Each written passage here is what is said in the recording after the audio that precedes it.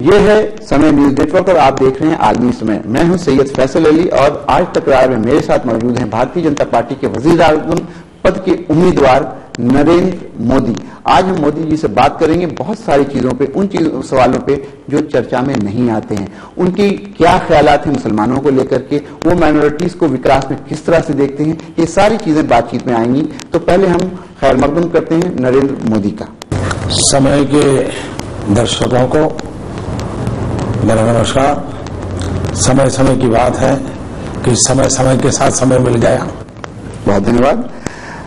मोदी जी, ऐसा लग रहा है कि 2014 के चुनाव में जिस तरह से सारी चीजें आपके इर्द गिर्द घूम रही हैं, लगता है कि हिंदुस्तान में बहुत दिनों की एक जो ख्वाहिश थी लोगों के अंदर, या भारत का जो एक सपना था कि कोई ऐसा नेता आए जो सारे लोगों को जोड़ते चले और भविष्य के लिए थोड़ा जागरूक हो, वो आप में दिखता है।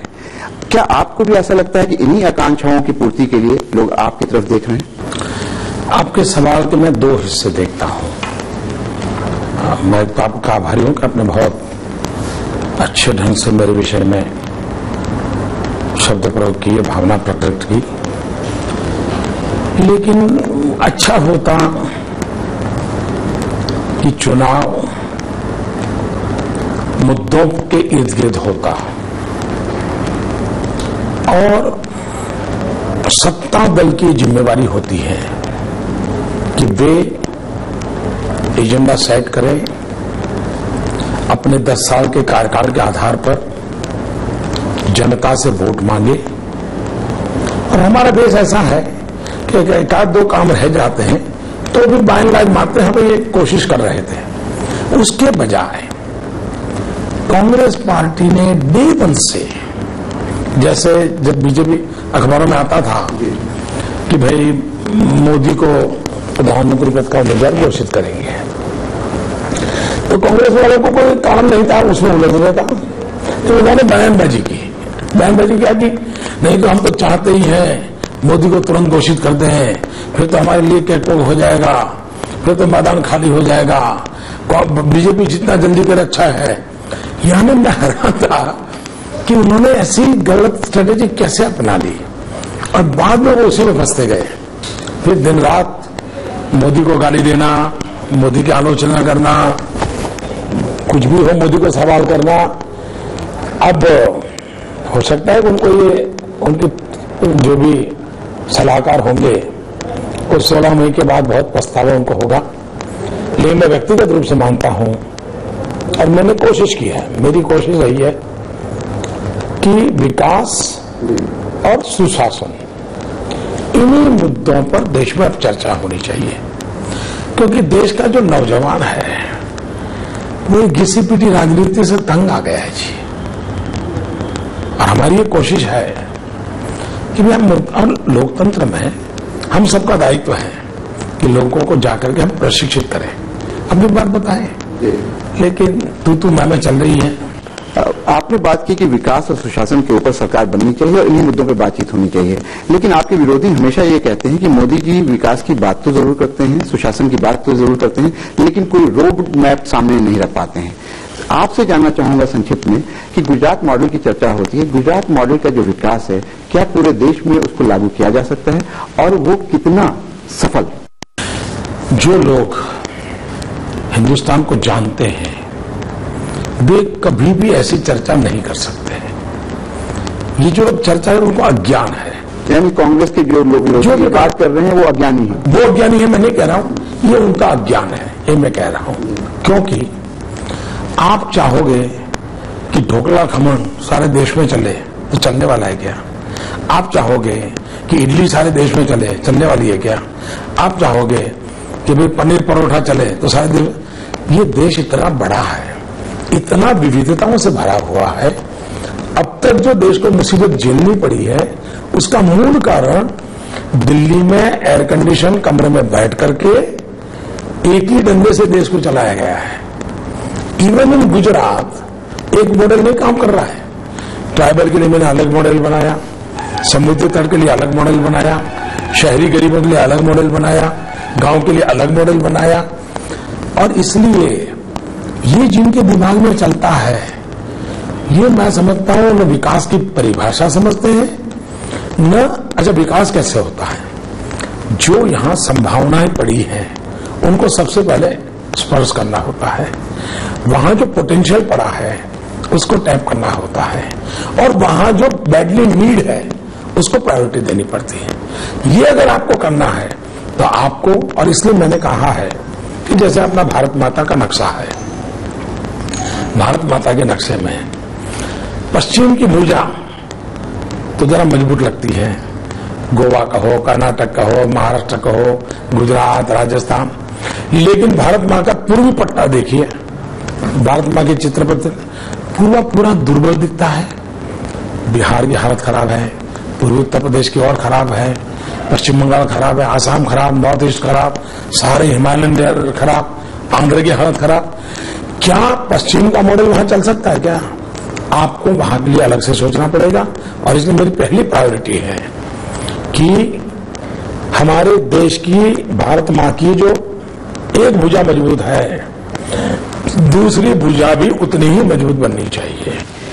मोदी जी, आपने अभी बिहार की चर्चा की, लेकिन बिहार के बारे में भी कहा जाता है कि जिस स्थिति में बिहार था आज से 15 साल पहले नीतीश कुमार के शासन में, उसमें बहुत अच्छे काम हुए, विकास का भी अच्छा काम हुआ, और उसको ये माना जाता है कि वहां उन्होंने अच्छा काम करके दिखाया। एक दूसरी बात ये कि अभी बिहार के जो मुख्यमंत्री हैं उन्होंने कहा है कि वो आपके संसदीय क्षेत्र में बनारस में जाके आपके विरोध में प्रचार करेंगे। कैसे रिएक्ट करना ही चाहिए? देखिए, लोकतंत्र में हम सबकी जिम्मेवारी है, हमने अपनी बात मतदाताओं को समझानी चाहिए, और मैं इन सब चीजों का स्वागत करता हूं। लोकतंत्र का मजा तो यही है भाई, और लोगों पर भरोसा करना चाहिए। वो दूध का दूध, पानी का पानी करके क्या लेना क्या छोड़ना, लोगों पे छोड़ना चाहिए। और मैं तो मानता हूं कि लोकतंत्र में लोक शिक्षा का काम करने का उत्तम में उत्तम अवसर चुनाव होता है, लेकिन वो सिर्फ स्टेटमेंट देकर के नहीं करना चाहिए, जनता के बीच जाकर के उनके साथ बैठ करके करना चाहिए। मैं दौड़ रहा हूं, मैं 15 सितंबर से दौड़ रहा हूं, इसलिए नहीं कि कोई अखबार वाला मेरी तस्वीर छापने वाला है। मेरी आत्मा कहती है कि ये मेरा भगवान है, ये जनता जनार्दन ये मेरा भगवान है। मुझे उसके पास जाना चाहिए, उसके मन को टटोलना चाहिए, उसको समझना चाहिए, और इसलिए जो भी इस काम को करेंगे उनको मैं स्वागत करूंगा। मोदी जी, आपने कहा जनता जनार्दन भगवान होता है। आप पूरी हिंदुस्तान में काफी किलोमीटर चले हैं, पूरे हिंदुस्तान का आपने दौरा किया है। कितने आश्वस्त हैं आप इस बात को लेकर के कि इस बार भारतीय जनता पार्टी की सरकार बनेगी और नरेंद्र मोदी प्रधानमंत्री बनेंगे? मैं खुद का स्टेटमेंट करूं उसके पहला मैं आपको कुछ चीजें बता देता हूं जो आपके दर्शक खुद तय कर लेंगे कि क्या होगा। एक, अगर चुनाव कांग्रेस जीतने वाली होती तो उनके जितने टॉप लीडर्स हैं वो चुनाव से भागते नहीं, सारे उनके वरिष्ठ नेता चुनाव से भाग गए, प्रधानमंत्री तक चुनाव नहीं लड़ रहे। ये हाल कांग्रेस का है। दूसरा, भारतीय जनता पार्टी के साथ हिंदुस्तान की राजनीति के इतिहास में 25 पॉलिटिकल पार्टियों का प्री पोल अलायंस हुआ। प्री पोल अलायंस के साथ कोई दल चुनाव में गया हो, ये पहली बार हुआ, इतना बड़ा। तो ये शुभ संकेत उसमें से दिखते हैं। तीसरा, जितने सर्वे आए हैं, सर्वे में 19-20 का फर्क है, लेकिन इशारा साफ आता है। दूसरा, जितने भी न्यूट्रल मीडिया के रिपोर्ट हैं वे भी दिल्ली में परिवर्तन आ रहा है, उसी के पक्ष में बोल रहे हैं। सीटों के संबंध में लोगों का आकलन में आपका क्या अंदाजा है? ऊपर नीचे हो सकता है। तो एक बात साफ है कि देश में मां बेटी की सरकार जा रही है, ये पक्का है। नई सरकार आ रही है, ये पक्का है।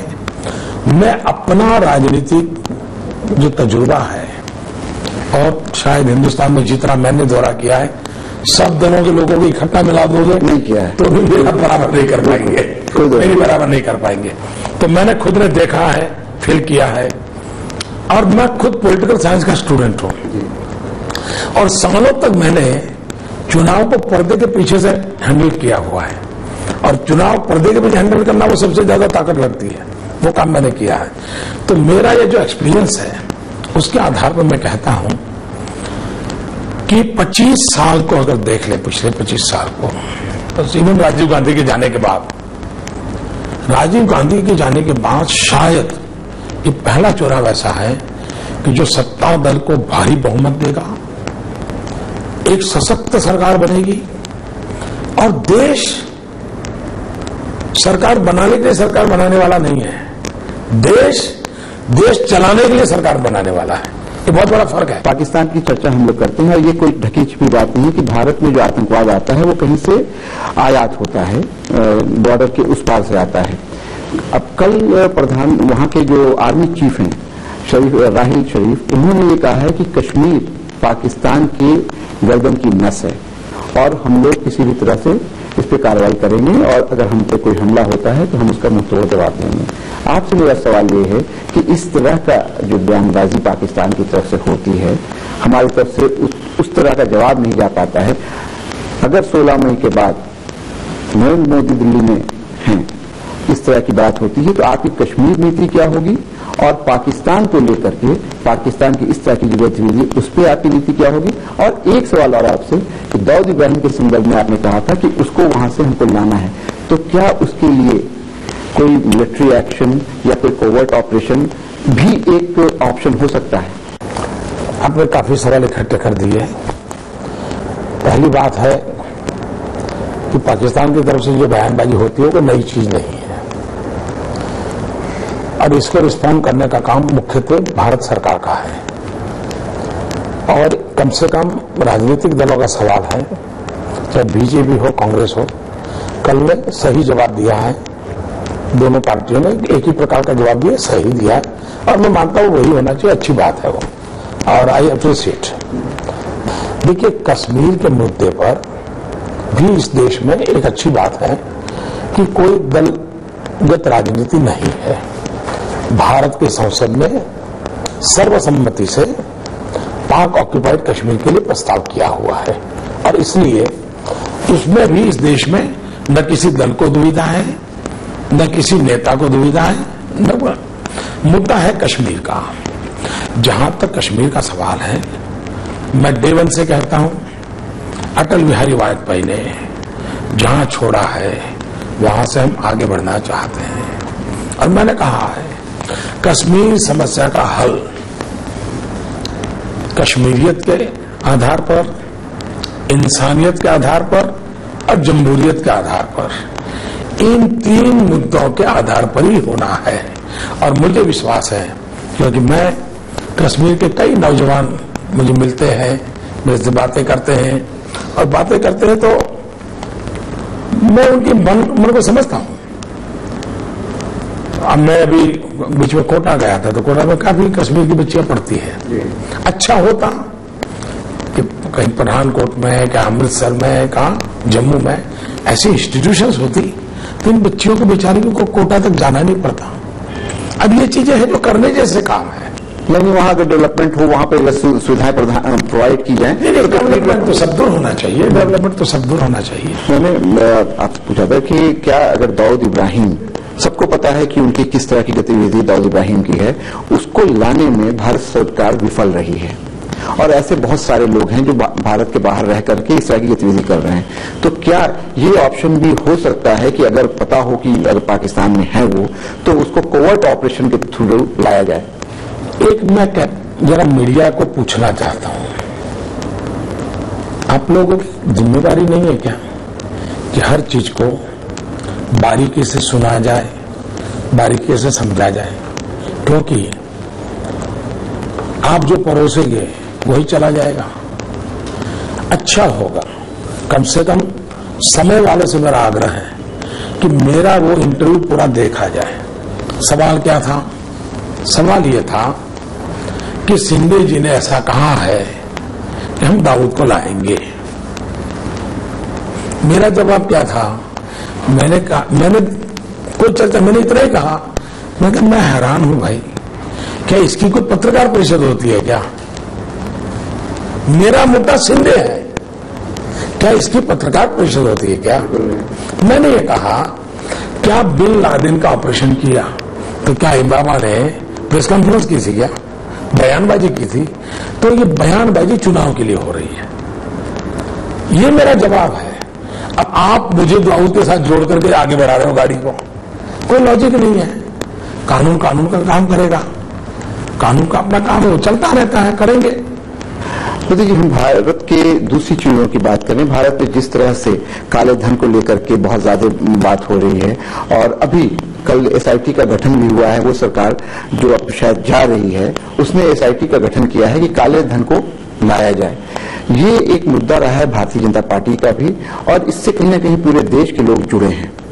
मैं जानना चाहता हूं नरेंद्र मोदी, आप अगर 16 मई के बाद प्रधानमंत्री होते हैं तो इसको क्या कोई टाइम फ्रेम में बांध करके हम लोग देख सकते हैं? टाइम फ्रेम में आप इसलिए नहीं बांध सकते कि हिंदुस्तान को नहीं करना है, दूसरे देशों से काम करवाना है, उन देशों की मदद लेनी पड़ेगी। लेकिन काम शुरू करने का टाइम फ्रेम होना चाहिए, पूरा होने का टाइम फ्रेम नहीं हो सकता है। क्योंकि वो मान लीजिए आप कहेंगे भाई 3 जनवरी तक मुझे स्विट्जरलैंड जवाब दें, और स्विट्जरलैंड मानो 6 अप्रैल तक नहीं देता है, तो आपको वेट करना पड़ेगा। लेकिन क्या जो कोताही बरती गई वो गंभीर बात है। सुप्रीम कोर्ट ने 3 साल पहले कहा एसआईटी बनाओ, कुछ देशों ने नाम भी दिए हुए हैं, इतने लोग हैं जिनके पैसे हमारे पास है, भारत सरकार पे हाथ आ गया। सुप्रीम कोर्ट ने एसआईटी बनाने कहा, नहीं किया। आखिरकार सुप्रीम कोर्ट को परसों डंडा मारना पड़ा और कहना पड़ा कि आप ये छिपाते क्यों हो, ये लीपापोती क्यों कर रहे हो, सुप्रीम कोर्ट के कहने के बाद भी एसआईटी क्यों नहीं बना रहे हो, इन्वेस्टिगेशन क्यों नहीं करते हो। फिर सुप्रीम कोर्ट ने कहा कि आपके पास जो नाम भेजिए, हैरान हो 18 नाम भेजे उन्होंने जो उनके पास थे। अब तक वो पार्लियामेंट में कह रहे थे काला धन की कोई जानकारी नहीं है, सुप्रीम कोर्ट को देना पड़ा। गंभीर सवाल ये है, गंभीर सवाल ये नहीं है कि टाइम फ्रेम हो, नो टाइम फ्रेम। और इसलिए हम मानते हैं, अच्छा आज अफवाह चल रही है, कोई कहता है $1 ट्रिलियन है, कोई कहता है $1 बिलियन है, कोई कहता है $1 मिलियन है, भांति भांति की बातें होती है। न मेरे पास जानकारी है न और किसी का जानकारी वाला मेरे को मिला है। लेकिन एक बार इतने बड़े देश को सत्य पता तो चलना चाहिए ना कि आखिर वो रुपये है कितने बार, जितने भी हो। यानी आप ये कह रहे हैं मोदी जी कि अगर आपकी सरकार आती है, प्रधानमंत्री होते हैं, तो इसका जो सच है, चाहे उसमें $1 ट्रिलियन हो, $1 बिलियन हो, जो ना हो, ये सच को उजागर करने में आप प्रयासरत रहेंगे। प्रयास नहीं, ये मेरा कमिटमेंट है, ये मेरा कमिटमेंट है। दुनिया के सब देशों से जो भी संधि करनी पड़ेगी करेंगे। हिंदुस्तान में कोई बड़ा ताकतवर टास्क फोर्स बनाना होगा, बनाएंगे। इंटरनेशनल लॉ की मदद लेनी पड़ेगी, वो लेनी पड़ेगी। भाई भारत का पैसा इतना बड़ा बाहर गया और मेरा देश गरीबी में परेशान रहे, तो कुछ तो नहीं गया है, तो ये भी पता हो जाएगा। नहीं सच है वो सामने, अब अपना चालू करो, जो सच है वो सामने आया। इसी तरह से जब बात होती है तो ये कहा जाता है कि नरेंद्र मोदी जी की विदेश नीति के ऊपर कोई बहुत व्यापक कोई पेपर नहीं आया है। मैनिफेस्टो की जब बात होती है तो उसमें भी उसकी बहुत ज्यादा चर्चा नहीं होती है। मैनिफेस्टो पे भी कुछ चीजों के बारे में है कि वो अंत में कर दिए गए, 48 नंबर पेज पे किए गए। लेकिन मैं आपसे जानना चाहता हूं कि जिस तरह से आपके ऊपर अभी न सिर्फ हिंदुस्तान में बल्कि विदेशों में भी आपके ऊपर टीवी पे चर्चा हो रही है, चाहे अमेरिका हो, चाहे पाकिस्तान हो, बांग्लादेश हो, भूटान हो, नेपाल हो, ऐसे में नरेंद्र मोदी को एक नेता के रूप में विश्व देख रहा है कि एक बड़ी शक्ति को उभर रही है। आपने इस पे जो आपका रोड मैप है वो कुछ आपने तैयार किया है? देखिए, पहली बात है, दुनिया में शायद अमेरिका एक देश ऐसा है कि जिसके चुनावों में फॉरेन पॉलिसी मुद्दा होता है। बाकी दुनिया के किसी देश में फॉरेन पॉलिसी के आधार पर वोटर वोट नहीं डालते हैं, क्योंकि वो अपनी ही समस्याओं से इतना परेशान होता है।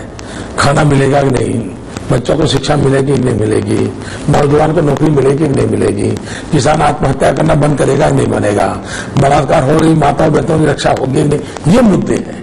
और इसलिए बहुत स्वाभाविक है कि हिंदुस्तान के अंदर चुनाव में सामान्य मानवीय की जिंदगी से जुड़े हुए सवाल प्रीडोमिनेंट रहते हैं। और इसलिए बहुत स्वाभाविक है कि ऐसे विषयों की चर्चा बहुत कम होती है।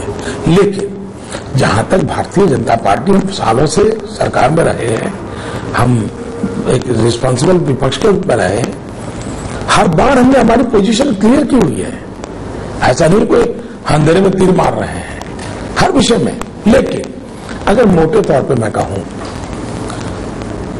अब फॉरेन पॉलिसी का आज से 25-50-30 साल पहले का जो रूप था वो नहीं रहा। अब external affairs ministry in A way mainly trade and commerce को ही डील करती है। इंपोर्ट एक्सपोर्ट के आसपास ही देश चलता है। अब हमारी विदेश नीति ऐसी हो जो हमारा एक्सपोर्ट बढ़ाए, इंपोर्ट कम करे। हमारी विदेश नीति ऐसी हो जो हमसे दुनिया से टॉप मोस्ट टेक्नोलॉजी लाए, अधिकतम अधिक टेक्नोलॉजी लाए। हमारी विदेश नीति या कॉमर्स नीति ऐसी हो जिसके कारण हमारे यहां सबसे ज्यादा मैन्युफैक्चरिंग सेक्टर में इन्वेस्टमेंट आए। इन चीजों की ओर बल चढ़ा है। तीसरी बात है संबंधों का रूप। बाय एंड लार्ज संबंधों में कोई उतार चढ़ाव ज्यादा नहीं आता है। कोई बड़ी एक्स्ट्राऑर्डिनरी घटना घटती है तो फिर थोड़ा सा बाकी तो नॉर्मल हमारी दुनिया में चलता रहता है, ये सब जानते हैं। लेकिन हमारा मत ये है, क्या विश्व में भारत को स्वीकृति मिल रही है? क्या भारत का नाम आते ही दुनिया को लगे हाँ भाई इनसे तो दोस्ती बनाना जरूरी है, इनकी हमें जरूरत है। वो स्थिति विदेश नीति से ज्यादा आंतरिक नीतियों पर निर्भर करती है। देश अगर ताकतवर बनता है, देश शक्तिशाली बनता है तो विश्व आपको स्वीकार करता है। हमारा प्रॉब्लम क्या हो गया है, हमने अपने आप को इतना नीचे कर दिया है कि दुनिया हमें ऐसे ही गिनता ही नहीं है। तो वो स्थिति बदलनी चाहिए। तीसरी, हमें दुनिया पर हावी होने के लिए हम नहीं है। जिनको ये शौक है वो करते रहे। हमारा काम है दुनिया से दोस्ती बनाना। हमारा काम है सारी दुनिया से आंख मिला करके बात हो। लेकिन आंख मिचोली वाले इंटरनेशनल रिलेशन नहीं होते हैं, आंख दिखाने वाले रिलेशन नहीं होते हैं, आंख झुकाने वाले रिलेशन नहीं होते हैं। और उसके लिए अगर आप सही ढंग से चलते हैं, दुनिया आपके साथ चलती है। मोदी जी, आपने कहा कि भारत में विदेश नीति बहुत बड़ा कोई चुनावी मुद्दा नहीं होता है। चुनावी मुद्दा देश की अंदरूनी जो स्थिति है वो होती है और उनकी जो समस्या है। मोदी जी की नजर से अगर देखें तो देश में आज सबसे बड़ी दो परेशानियां क्या हैं? कुशासन और विकास का न होना। विकास का न होना। देश को अगर हमें बाहर लाना है तो विकास पर बल देना पड़ेगा। देश को हमें अगर गरीबों की भलाई करनी है तो हमने सुराज्य के ऊपर बल देना पड़ेगा। अब मैं बताऊं क्या कारण है कि हमारे गरीब के बच्चे भी स्कूल नहीं जाते हैं। पैसे नहीं है, पैसे है, स्कूल नहीं है, स्कूल है, टीचर नहीं है, लेकिन गवर्नेंस नहीं है। उसके कारण बच्चा अपने घर बैठा है, टीचर अपने घर बैठे हैं, स्कूल को ताला लगा है। ये अगर सुशासन आता है तो गरीब का बच्चा पढ़ने लगेगा। कोई बीमार हो गया, गांव में अस्पताल है, एक्सरे मशीन बंद पड़ा है, डॉक्टर हाजिर नहीं है, पैथोलॉजी लेबोरेटरी काम नहीं कर रही है, गरीब आदमी जाएगा कहां? गरीब के पास तो सरकारी अस्पताल के सिवा कुछ नहीं है। उसको बेचारों को अपने गांव से दूसरे गांव जाना है, बस आ नहीं रही है, कहां जाएगा वो? ये सारी चीजों का समस्या का समाधान सुशासन से होता है। और जब सुशासन होता है, सुराज्य होता है, वो सबसे पहले गरीब का भला करता है, गरीब को प्रोटेक्ट करता है। और इसलिए हमारा आग्रह है सुराज्य सुशासन। सुशासन में भी मेरा स्पष्ट मत है। कभी कभी हम लोग देखते हैं कितने बड़े अच्छे 6 फुट शरीर हो, बड़ा तगड़ा दिखता हो, कपड़े शानदार पहने हो, लेकिन अगर एक बार डायबिटीज हो गया तो सारी बीमारियां आना शुरू हो जाती है। डायबिटीज से बीमारी दिखती नहीं है, लेकिन डायबिटीज होने से सारी बीमारी आना शुरू होती है। वैसे ही कुशासन डायबिटीज जैसा होता है। कुशासन डायबिटीज जैसा होता है, ये समाज में है, जो सरकारी व्यवस्था में है। उसके कारण पूरा देश खोखला हो जाता है। सरकार को सुशासनमय बनाना मतलब कि कुशासन के डायबिटीज से मुक्ति कराना ये जरूरी है। आप कितना ही बढ़िया लैपटॉप लाए हो, सबसे महंगा से महंगा लेटेस्ट मॉडल ले आए हो, आपकी जरूरत के सारे सॉफ्टवेयर डाले हुए हैं, लेकिन एक वायरस आ जाए सब चौपट हो जाता है। इतिहास, भूगोल, भविष्य सब चौपट हो जाता है। वैसे ही हमारी देश की शासन व्यवस्था में एक ऐसा कुशासन नामी वायरस आ गया है कि सबका सब चौपट हो गया है। और दूसरा विषय है डेवलपमेंट। अकेले डेवलपमेंट से काम नहीं होता है। अगर मैंने किसी गांव में रोड बना दिया तो लोग कहते हैं रोड तो बनाना सरकार का काम है। मैंने अस्पताल बनाया, बोले वो तो काम है। अस्पताल बनना विकास है, लेकिन अस्पताल में डॉक्टर आना, मरीज की सेवा करना वो गुड गवर्नेंस है। तो ये कॉम्बिनेशन होना बहुत जरूरी है। आपने बात की गरीबी की, आपने बात की समाज में पिछड़ापन है, उसको लेकर के समाज में एक समुदाय है जो बहुत पिछड़ा हुआ है, और जब मोदी जी से बात होती है उस समुदाय की भी चर्चा होती है। उस समुदाय के लोग जो माइनॉरिटीज में हैं, उनका कहीं ना कहीं अभी मोह भंग हो रहा है कांग्रेस से। ये दिख रहा है कि कांग्रेस से मोह भंग हो रहा है और वो ऑल्टरनेटिव्स ढूंढ रहे हैं। वो चाह रहे हैं कोई अल्टरनेटिव व्यवस्था हो, कोई ऐसी पार्टी हो या कोई ऐसी चीज हो जिसकी तरफ जाएं, और जहां उनको अल्टरनेटिव मिला, जैसे दिल्ली में वो गए। राष्ट्र के लेवल पे बात करें तो भी अल्टरनेटिव की तरफ देख रहे हैं। भाजपा की तरफ भी मुसलमान देखता है, माइनॉरिटीज के वोटर्स देखते हैं, लेकिन उनको कौन सी वो चीजें हैं जो देख करके या जिसको समझ करके वो भाजपा की तरफ आए, मोदी जी ने अपना विश्वास दिखा। देखिए, उन्होंने न भाजपा की चिंता करनी चाहिए न कांग्रेस की चिंता करनी चाहिए, उन्होंने खुद की चिंता करनी चाहिए। दुर्भाग्य है कि वो खुद की चिंता नहीं करते हैं। वे किसी राजनीतिक दल की भलाई के लिए ही अपनी जिंदगी खपा रहे हैं। सबसे बड़ी गलती ऐसे कुछ समाजों के नेताओं ने ऐसी करके रखी है कि उनको बेचारों को खुद को सोचने ही नहीं देते हैं। अब जैसे मोदी ये कहता है कि 100% एजुकेशन होना चाहिए। जब मैं कहता हूं 100% एजुकेशन होगा, उसमें कौन बच्चे होंगे भाई? जो आज सबसे ज्यादा शिक्षित होंगे उसी को फायदा होगा। मैं कहता हूं सब नौजवानों को रोजगार का अवसर मिलना चाहिए। जब से मैं सब कहता हूं तो आते हैं कि नहीं आते हैं। और इसलिए गुजरात का जो मॉडल है ना, उसकी ये विशेषता है, सबका साथ सबका विकास। ये है यहां डालो तो वोट मिल जाएगा, यहां मत डालो वरना तो हरा देगा। ये खेल ने ही देश को बर्बाद किया है। मेरे लिए सब समान है, सबकी भलाई ये मेरा लक्ष्य है। भारतीय जनता पार्टी ने मुझे यही सिखाया है। लेकिन वोट लेने के लिए उसकी जाति को उकसाओ, फिर थोड़ा टुकड़ा फेंको, वो पाप न मैं करूंगा। और जो लोग करते हैं वो बुरा करते हैं, ये बात मैं बार बार बोलूंगा। मोदी जी, आपने बहुत जैसे अभी अचानक एक जगह मेरा इंटरव्यू एक बात निकली, मीडिया ने उसको दबा दिया जी। क्यों दबा दिया मुझे मालूम नहीं। हिम्मत नहीं है ना जी, बोलिए। ऐसी चीजें हिम्मत नहीं। मैंने ये कहा, मैंने कहा मैं मेरे देश का मुसलमान को ऐसे देखना चाहता हूं जिसके एक हाथ में कुरान हो, दूसरे हाथ में कंप्यूटर हो।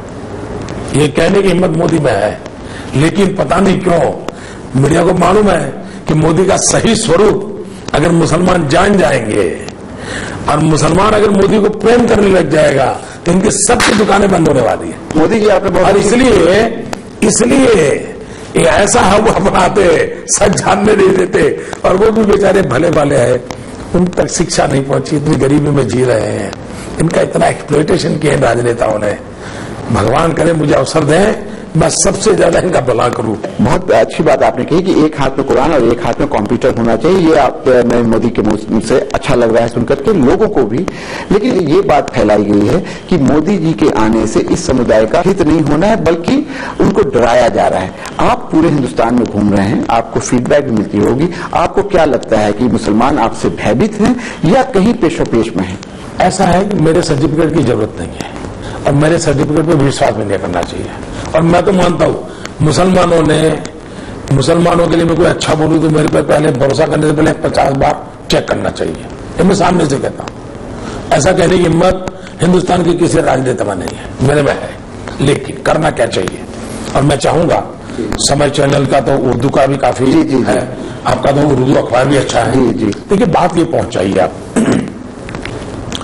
देश में भाजपा की जितनी सरकारें हैं उनका रवैया क्या है। अटल जी की एनडीए की सरकार थी, उनका रवैया क्या है। और दूसरा, चौथी बार मुख्यमंत्री नरेंद्र मोदी बैठा है, यहां वो क्या कर रहा है। जैसे मैं जब गुजरात में आया तो मेरे यहां गर्ल चाइल्ड एजुकेशन में हम 20वें नंबर पे थे, 20वें नंबर पे। गुजरात जैसा राज्य बच्चियों की शिक्षा में 20वें नंबर पे था। हमने ठान ली ये चित्र बदलना है।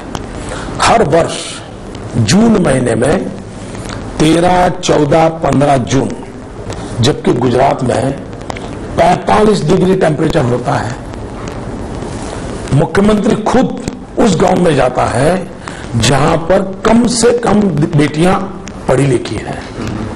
मेरे सारे मंत्री गांव में जाते हैं, सारे आईएएस अफसर, आईपीएस अफसर, फॉरेस्ट सर्विस के अफसर, और लगातार पिछले 10 साल से जा रहे हैं। ऐसा नहीं कि ब्रेक। जून महीने में अफसर लोग या तो स्विट्जरलैंड जाते हैं या कुल्लू मनाली जाते हैं, नेता लोग विदेश में जाते हैं। मेरी सरकार की सारी टीम 45 डिग्री टेम्परेचर में गांव जाती है, बच्चियों को स्कूल ले जाती है। और आज मुझे आनंद है इस बात का कि मेरे राज्य में 100% बच्चियां स्कूल में एनरोल हो रही है। ये 100% में क्या अभी भी देखना पड़ेगा ये रिलीजन वो रिलीजन ये रिलीजन ये करते रहेंगे क्या? ये काम मैं करता हूं। और मुझे एक बात कि मैं गुजरात में खुशी, मैं जो शुरू में जाता था, मैं फिर पेरेंट्स की मीटिंग करता था। जिस गांव में छोटी स्कूल हो 50 परिवारों के बैठता था। आज मुझे कहना है पिछले 6-7 साल से जब मैं पेरेंट्स की मीटिंग करता हूं, सबसे ज्यादा बुर्खा पहनी हुई महिला इसमें आती है। और सब मैंने देखा है, बूढ़ी बूढ़ी माताएं कहती है भाई हम तो नहीं पढ़े लेकिन मेरी बच्ची को पढ़ा रहा है। ये मेरे देश के लिए बहुत अच्छा शुभ संकेत है। मोदी जी आपने बात कही, लेकिन एक चीज है कि कहीं ना कहीं ये जो समुदाय है वो बीजेपी के पास नहीं आ पाता है। कोई ना कोई वजह ऐसी हो जाती है, चाहे दंगे हों या दूसरी चीजें हों, मुस्लिम समाज आपकी तरफ नहीं आ पाता, भारतीय जनता पार्टी की तरफ नहीं आता है। क्या इसके लिए सिर्फ वो समुदाय जिम्मेदार है या भारतीय जनता पार्टी की तरफ से भी उतनी पहल नहीं की गई? मैं याद दिलाऊं आपको कि एक विजन डॉक्यूमेंट की बात आई थी कि विजन डॉक्यूमेंट लेके भारतीय जनता पार्टी आ रही है, और मेरी बहुत सारे लोगों से बातचीत हुई, लोग जानना चाह रहे थे कि उसमें क्या है, उस पर क्या चीज बातचीत हो रही, वो नहीं आया। तो कहीं आपको आज ये नहीं लगता है कि शायद बीजेपी की तरफ से उतनी पहल नहीं हुई? ये सारे एकेडमिक वर्क हैं और तो उसके समय पे चलते रहते आते रहते हैं। भारतीय जनता पार्टी की इन सारे विषयों में नीतियां स्पष्ट है। उसके बजाय, नीतियों के बजाय आप हमारी सरकारों का ट्रैक रिकॉर्ड देख लीजिए।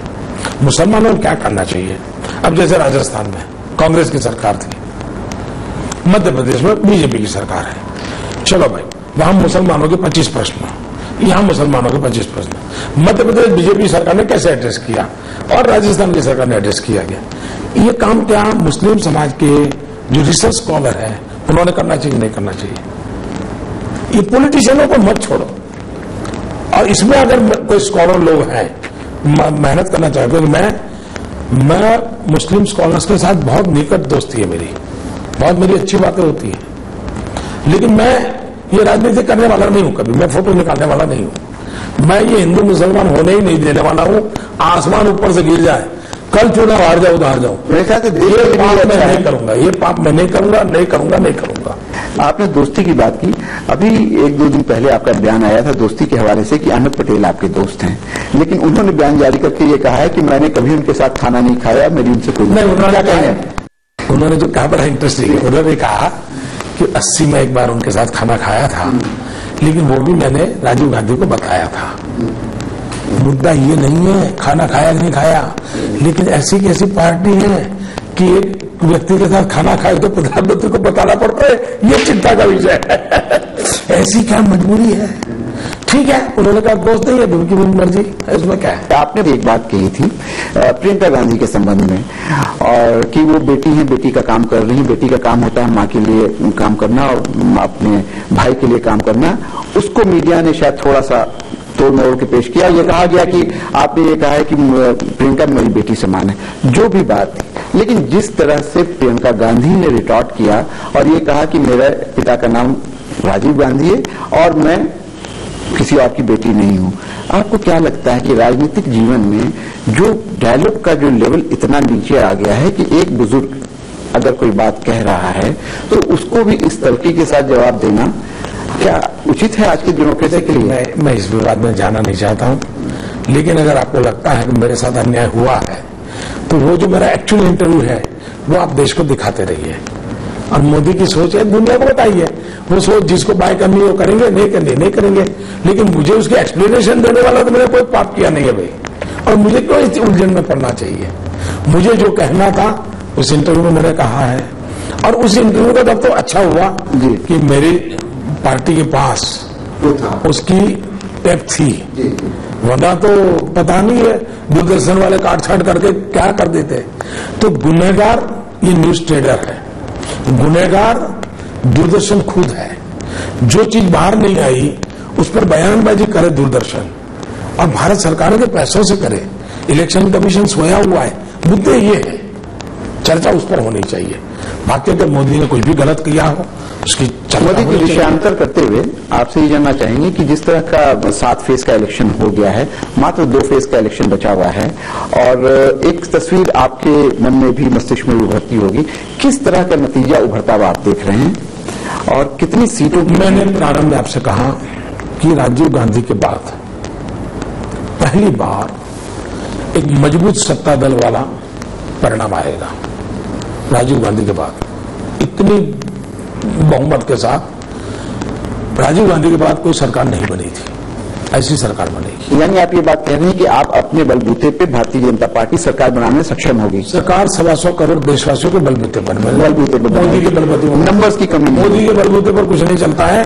देश 125 करोड़ देशवासियों के बलबूते पर चलने वाला है। मोदी जी, इस पे मत बटे हुए हैं। कुछ लोगों का कहना है कि इसमें कोई ऐसी अनहोनी बात नहीं हुई है, और पहले होता था 20 साल पहले कि चुनाव वोट देने के बाद लोग भाषण नहीं देते थे या मीडिया को एड्रेस नहीं करते थे, लेकिन अब ये परिपाटी हो गई है कि जो भी बड़ा नेता वोट देकर निकलता है तो पब्लिक को एड्रेस करता है, तो इसमें कोई अनहोनी नहीं है। और वो जो कमल दिखाने की बात है और सेल्फी बनाने की बात है, उस पर भी मत जो है विभाजित है। लेकिन एक बड़ा सेक्शन ऐसा भी है जो ये मानता है कि शायद आपने वो किया तो गलती से नहीं किया, जानबूझ के किया। आपको क्या लगता है? एक तो मैं मतदान करने गया तब नहीं किया है भाई, मैं तो बाहर जाने के बाद की बात है।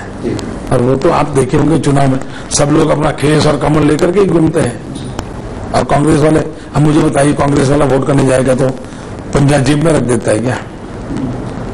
आपने प्रधानमंत्री का देखा होगा, ऐसा ऐसा कर रहे हैं, मुंह पर ट्यूब है, उनका हाथ है, मैं क्या करूंगा मेरा। यानी वो भी कहीं ना कहीं अपना चुनाव चिन्ह ही दिखा रहे हैं। सीधी बात है ना, यहाँ हमारे कांग्रेस के नेता ने वो तो जहां वोटिंग कर रहे हैं वहां पर उसने ऐसे दिखाया, और फिर सोशल मीडिया में है सब। लेकिन मैं इन चीजों में पढ़ना नहीं चाहता, मुझे कोई शिकायत नहीं है।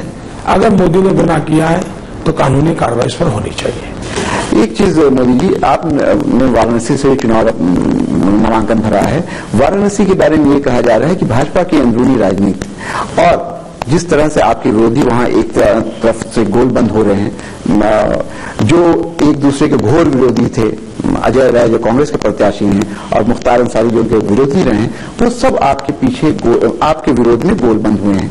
और कहीं ये भी माना जा रहा है, दबे जबान चर्चा है कि आपके पार्टी के अंदरूनी लोग जो आपके विरोधी हैं या आपसे सहमत नहीं है, वो सारे भी वहां मौजूद हैं।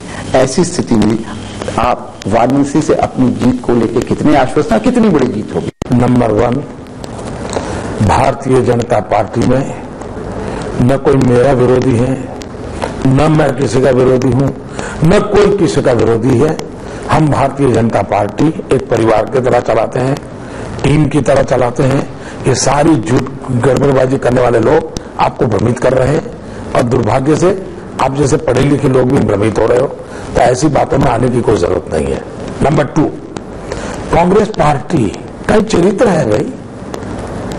आप मुझे बताइए, मैंने अभी पब्लिकली कहा कि कांग्रेस का चले तो सारे लोगों को जेल से बाहर निकाल करके चुनाव के काम में लगा दें। लालू जी को निकाल करके अभी उनके साथ बैठे हैं, वो औरों को भी निकाल देंगे। तो कांग्रेस पार्टी का तो कारोबार ही यही है भाई। तो कांग्रेस पार्टी ये सब करे कोई नई चीज नहीं है। अभी तक उन्होंने यही गुंडागर्दी, एंटी सोशल, इन्हीं की मदद लेके करना है। तो अब लोकतंत्र में उनके रास्ते वो हैं, हमारे रास्ते हैं जनता के पास जाना, अपनी बात बताना, सेवा करने का अवसर तो प्रार्थना करना, हम करेंगे। एक बात कही कि ये कांग्रेस का कल्चर है, जिस तरह से लोगों के साथ नोटबंदी करके बात कर रहे हैं। लेकिन मोदी जी, कभी आपको ऐसा लगता है कि क्या कारण है कि ये सारे एक तरफ हो जाते हैं जब मोदी जी की बात आती है? एक कारण ये हो सकता है शायद अकेले लड़ ना पाए, या क्या वो कारण है कि मोदी जी के नाम पे बहुत सारे जो आपस में दुश्मन है वो भी दोस्त हो जाते हैं? तो कभी आपको लगता है कि या तो आपकी पर्सनालिटी के कारण है, आपके काम करने के तरीके के कारण है, या आपकी पर्सनालिटी में जो ऑरा है शायद उससे कुछ लोग अनकंफर्टेबल होते हैं? क्या कारण है? बहुत सिंपल कारण है, 125 करोड़ देशवासियों का भरपूर प्रेम। अगर मुझ पे प्रेम न होता, यही मोदी, यही दोनों को ईर्ष्या है, यही मोदी, यही ओमोरा, यही ऑरेटरी सब होता तो भी कोने में पड़ा होता, कोई पूछता नहीं। ये जनता ने अपने कंधे पर बिठाया है, इसलिए मोदी है। ये जो कुछ भी हमला है वो मोदी पे जनता का जो प्रेम है उससे भोग रहे हैं। बाकी मोदी तो पहले भी इतने ही फुट का था, मोदी का वजन पहले भी इतना ही था, मोदी की ऑरेटरी तो बचपन से इतनी बढ़िया है। ये प्रॉब्लम नहीं है, प्रॉब्लम जनता का प्रेम है। अब प्रेम के कारण वो परेशान है कि मोदी को प्रेम क्यों कर रहे हैं। अब जनता को गाली दे नहीं पा रहे, तो गाली किसको दे? मोदी को दे। अब सारी डिक्शनरी तो मैं मानता हूं पूरी हो गई है, सब उनको गालियों के लिए नई डिक्शनरी लानी पड़ेगी। आपने बहुत आश्वस्त होकर कहा है कि आपको पूरे तौर पे बहुमत आ रहा है, बहुत अच्छा बहुमत आ रहा है, अच्छी बात है, पॉजिटिव हैं आप। लेकिन प्लान बी आपका क्या है अगर कोई स्थिति ऐसी बनती? जनता के मन में किसी को क्या है नहीं पता है, प्लान बी क्या है अगर आपको पूर्ण बहुमत नहीं मिलता है, 200 से 220 सीट के आसपास अगर आपकी सरकार रुक जाती है, तो वो कौन लोग हैं जो मोदी जी के साथ आके हाथ मिलाएंगे और आपकी सरकार बनने में मदद करेंगे? Plan A, Bharatiya Janata party NDA पिछले 25 साल में जो मजबूत सरकार नहीं बनी उससे भी ज्यादा मजबूत सरकार बनाने वाले हैं। प्लान बी, राजीव गांधी के समय की सरकार के बाद कभी भी जो सरकार मजबूत नहीं बनी है उससे भी मजबूत सरकार बनने वाली है। प्लान सी, मजबूत भाजपा एनडीए सरकार बनने वाली है। प्लान डी, प्लान ई, प्लान ई, प्लान जेड। मोदी जी आपके बारे में कहा जाता है कि मोदी जी जो कहना चाहते हैं वही कहते हैं, आप उनसे कुछ कहलवा नहीं सकते हैं। लेकिन मोदी जी एक चीज बहुत अच्छी है जिसके बारे में आप हमेशा कहते हैं और कहना चाहते हैं, वो है देश का भविष्य, देश का विकास, देश की आर्थिक स्थिति और अर्थव्यवस्था। अगर नरेंद्र मोदी 16 मई के बाद प्रधानमंत्री बनते हैं तो उसके बाद आने वाले 5 साल में देश को कहां देखते हैं? विश्व को मानना पड़ेगा जो 2002-3 के कालखंड में विश्व ने मानना शुरू कर दिया था कि 21वीं सदी हिंदुस्तान की सदी है। और मुझे साफ दिखता है ये 5 साल नेक्स्ट शताब्दी का, यानी 21वीं शताब्दी का जो समय बचा है उसका एक टर्निंग पॉइंट है। पूरा दुनिया ये मान के चलता है कि अगली शताब्दी एशिया की शताब्दी है। दुनिया को चिंता है कि कोई डेमोक्रेटिक कंट्री वर्ल्ड को लीड करेगा कि नहीं करेगा। विश्व चाहता है कि कोई डेमोक्रेटिक कंट्री लीड करे, लेकिन 10 साल में दुनिया निराश हो गई, भारत से निराश हो गई। अटल जी के समय आशा बंदी थी। मैं साफ देख रहा हूं कि हम फिर से वो पोजीशनिंग कर लेंगे और बहुत तेजी से आगे बढ़ेंगे। अटल जी की बात आपने की, अटल जी के बारे में कहा जाता है सर्वमान्य नेता थे और आडवाणी जी भी उन्हीं के समकक्ष थे। लेकिन इन दोनों को अगर मोदी जी की नजर से देखें तो कैसे दिखते हैं अटल बिहारी वाजपेयी और लाल कृष्ण आडवाणी? अरे मैं छोटा बच्चा हूं भाई, मैं इतने बड़े हमारे महापुरुषों का मैं विश्लेषण कैसे करूंगा जी? हम तो उनकी उंगली पकड़ के चले हैं जी। हम कौन होते हैं उनका मूल्यांकन करने वाले? भैया एक गरीब आदमी को ऐसे मत फंसाओ, बहुत बड़े लोग हैं, उनके चरणों में बैठ करके सीखना है, आगे बढ़ना है, उनके मार्गदर्शन में काम करना है। मोदी जी, आपने अच्छी बात की, देश के विकास के संबंध में बातचीत हुई। हम चाहते हैं कि हम लोग उसी पर ज्यादा बात करें जो चुनाव में इस बार हो नहीं पा रहा है। मोदी जी प्रधानमंत्री बनते हैं, अगर 16 तारीख की बात, ये अगर बहुत बड़ा लगा है, लेकिन अगर आप 16 मई के बाद प्रधानमंत्री बनते हैं तो मोदी सरकार की या भाजपा सरकार, जो भी आप मान लें, उसकी 3 बड़ी प्राथमिकताएं क्या होंगी? बहुत सारा शुरुआत का जो सवाल आया था ना, तभी मैंने कहा था गुड गवर्नेंस, डेवलपमेंट, इसके नीचे सब चीज आ जाती है, सब चीज आ जाती है। इसी से जुड़ा हुआ एक सवाल। अच्छा, अगर उसको बारीकी से कहना है तो आपको भरोसा, 2 महीने पहले बोला था, तीसरा पूछा आपने। जी जी। भरोसा, आज देश में भरोसा टूट गया है। और भरोसा टूटना कैसे होता है? जैसे आपने अपनी बीबी को एसएमएस किया, फिर आप फोन करके कहते हो मेरा एसएमएस मिला, मतलब भरोसा टूट गया है। वरना आपको भरोसा होना चाहिए कि एसएमएस किया तो जाना ही जाना है, फोन करके पूछना पड़ता है क्या एसएमएस मिला क्या? 80% लोग देखे होंगे आप, बात तो इंक्वायरी कर, क्यों भरोसा नहीं है? शाम को 6 बजे बेटी स्कूल से आ रही है, देर हो गई, मां का पसीना छूट जाता है, अरे बेटी आएगी नहीं, बेटी आएगी नहीं। ये जो स्थिति है बदलनी चाहिए, लोगों को भरोसा होना चाहिए। ये काम सरकार ने करना पड़ेगा। आज जनता और शासक के बीच में भरोसा टूट चुका है और कोई देश भरोसे के बिना नहीं चल सकता है। आपकी कंपनी ने आपको यहां भेजा है, भरोसे से भेजा है, वो जाएंगे अच्छा ही करके आएंगे। अगर वो न होगा, कहने को कह दिया होता तो अपने वो सर पटाते रहते, यार पता नहीं गया है क्या करके आएगा। ये स्थिति ने बर्बाद करके रखा है। और इसलिए जैसे गुड गवर्नेंस, जैसे डेवलपमेंट, वैसे नेतृत्व के आचार विचार से भरोसा पैदा होता है। बहुत सारे आदर्श हैं, लोग आपको भी के भी बहुत सारे ऐसी चीजें जो लोग सुनते हैं, हम लोग भी बहुत गौर से देखते हैं, तो विश्लेषण भी करते हैं। लेकिन जब आदर्श की बात होती है तो उसमें बहुत सारी बातें और भी जुड़ती हैं, और जब सामाजिक परिवेश की बात होती है तो और बातें जुड़ती हैं।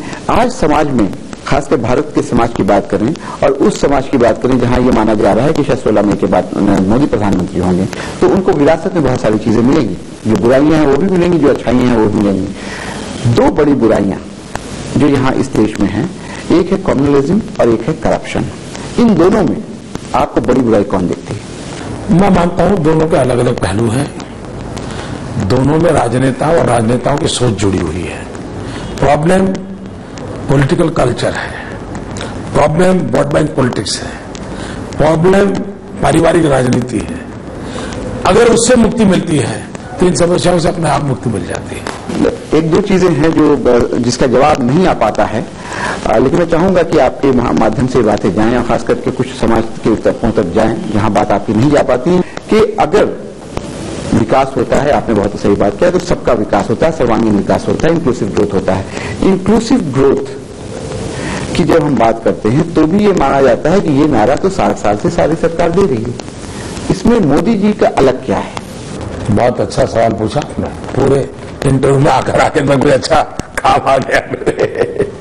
देखिए, इंक्लूसिव ग्रोथ का मतलब क्या होता है?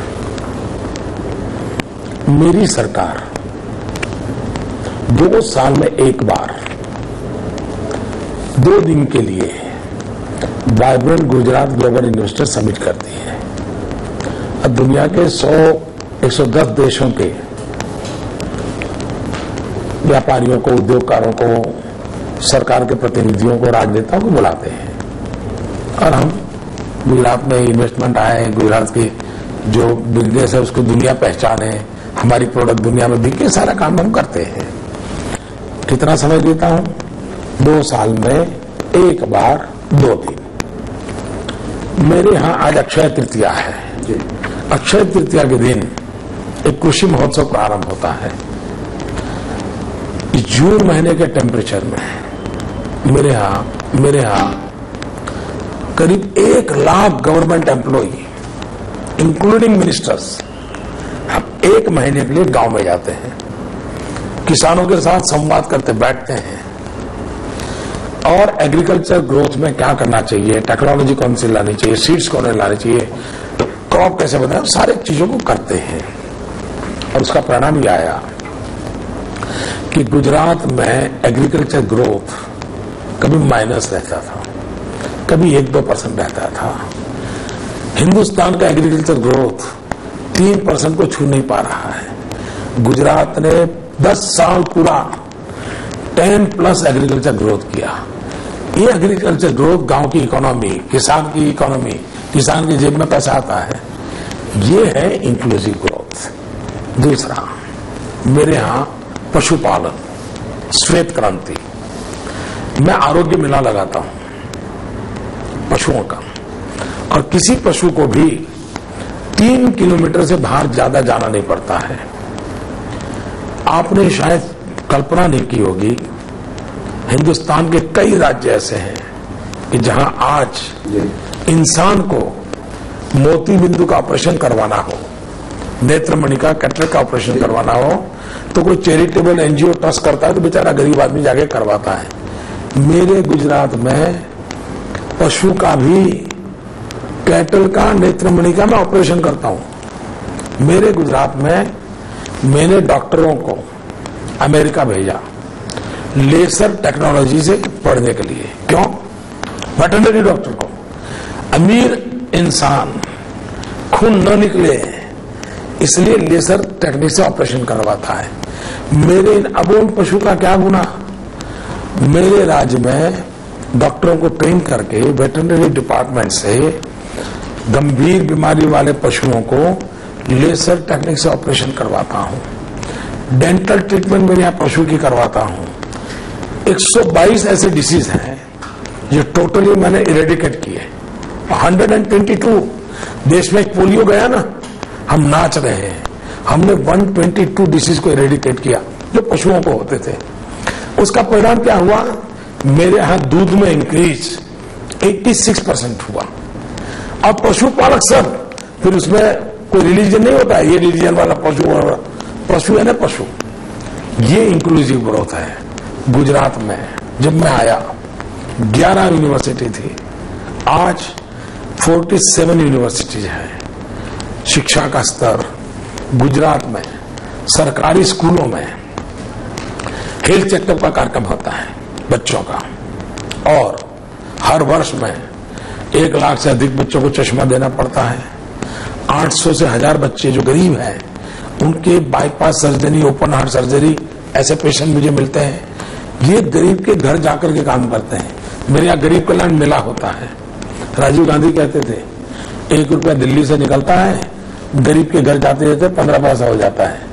मैं गांधीनगर से रुपया निकलता है, 100 के 100 पैसे गरीब के हाथ में देता हूं। गरीब कल्याण मेला करता हूं, बुलाता हूं, मीडिया को हाजिर रखता हूं और सबके सामने उनको जो मिलना चाहिए वो देता हूं। पहले क्या था, गरीब को सरकार में अर्जी करनी पड़ती थी।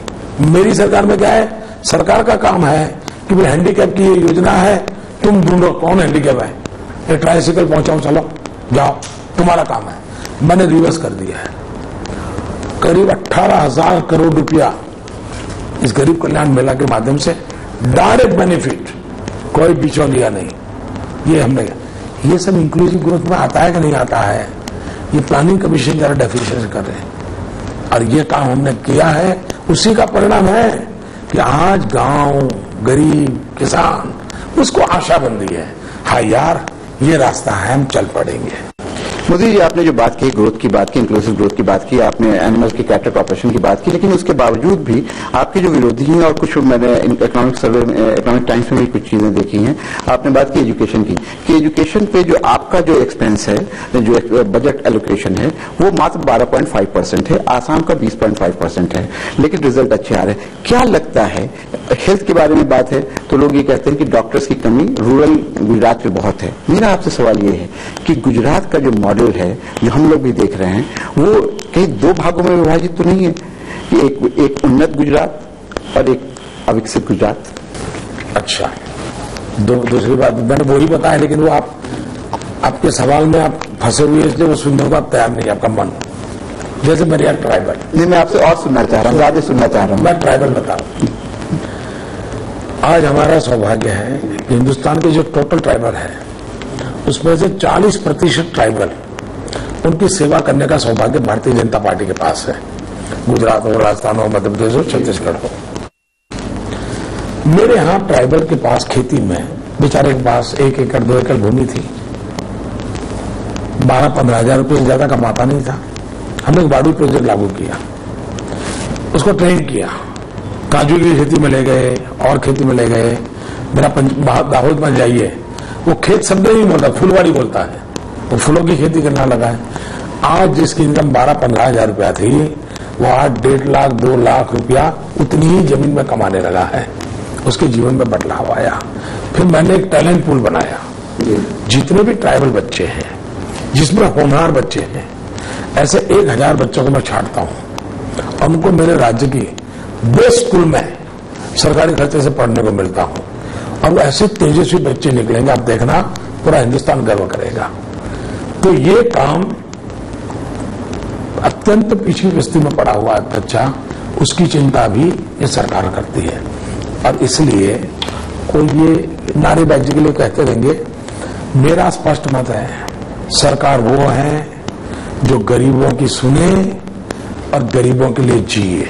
गरीबों की सुने और गरीबों के लिए जिए, यही मेरा जीवन मंत्र है। सरकार गरीबों के लिए होती है, सरकार अमीरों के लिए। मेरे यहाँ 108 की सर्विस है, अमेरिका की सर्विस से भी बेस्ट परफॉर्मेंस वाली मेरी सेवा है। और कोई गरीब आदमी बीमार हो जाता है, बेचारे को ऑटो रिक्शा में जाना है, तो ऑटो रिक्शा पहले पूछता है पैसे हैं। मेरे यहाँ 108 को पता चलता है, एक नया पैसा लिए बिना न वो किस गांव का है, गरीब है, अमीर है, ये धर्म है, वो धर्म है, कुछ नहीं। सबसे पहले उसको लो अस्पताल ले चलो। आज मेरे यहाँ हजारों लोगों की जिंदगी बचाने का काम ये मेरा 108 कर रहा है। यानी मोदी जी, अगर हम इसको इस तरह से देखें कि अगर आपकी सरकार आती है तो ये 15 पॉइंट प्रोग्राम है स्ट्रक्चर कमेटी के रिकमेंडेशन के बाद जो बना है, उसमें और तेजी आएगी और ये जो विकास जिसकी आप बात कर रहे हैं या जो लाभ उनको मिलना चाहिए माइनॉरिटीज को, जो आप कह रहे हैं कि नहीं मिल पाया है, वो उनके दरवाजे तक पहुंच पाएगा। मुद्दा ये नहीं है भैया, गुड गवर्नेंस जब आता है ना, मैंने पहले ही कहा, गुड गवर्नेंस का मतलब ये है कि अस्पताल बनी है, पेशेंट आया, डॉक्टर नहीं है। अगर गुड गवर्नेंस होता है सब अपने आप होने लग जाता है जी। एक अच्छी सरकार चलाना शुरू करो। आखिर गुजरात में कोई मैं नाम लिख करके काम थोड़ा करता हूं कि देखो भाई इसका रिलीजन क्या है, इसका मेरा काम है, काम सब होने चाहिए। मतलब सबको लाभ मिलना ही मिलना है, बच्चे सब स्कूल जाने चाहिए। फिर फातिमा जाती है कि फागुनी जाती है, मेरा विषय नहीं है। मेरी कोई बच्ची अनपढ़ नहीं रहनी चाहिए। आपकी बात से ये लग रहा है कि आप सरकार परिवर्तन से ज्यादा सत्ता व्यवस्था परिवर्तन की बात कर रहे हैं। हमारी व्यवस्था ऐसी है हिंदुस्तान की कि इसमें आरक्षण भी है, इसमें कम्युनिटीज के लिए प्रोग्राम भी है। तो क्या नरेंद्र मोदी की सरकार अगर आती है तो एक तरह से पूरी व्यवस्था परिवर्तन होगी। और दूसरा ये कि आरक्षण जैसे जो संवेदनशील मुद्दे हैं, मैं मुस्लिम आरक्षण की बात नहीं कर रहा हूँ, आरक्षण जैसे जो संवेदनशील मुद्दे हैं उस पर मोदी सरकार की कोई नई नीति आएगी, कोई नई सोच होगी। मैं समझता हूं आज बहुत समय मैंने दिया है, अगली बार आप जरूर आइए, सरकार बनाने के बाद आइए, अपन विस्तार से बात करेंगे। हद से ज्यादा समय मैंने दे दिया जी। आपने बहुत समय दिया, बहुत बहुत धन्यवाद भैया, बहुत धन्यवाद। आपके थैंक यू, थैंक यू भैया, बहुत सारी बातों को थैंक यू भैया, थैंक यू भैया, थैंक यू। अच्छा भैया।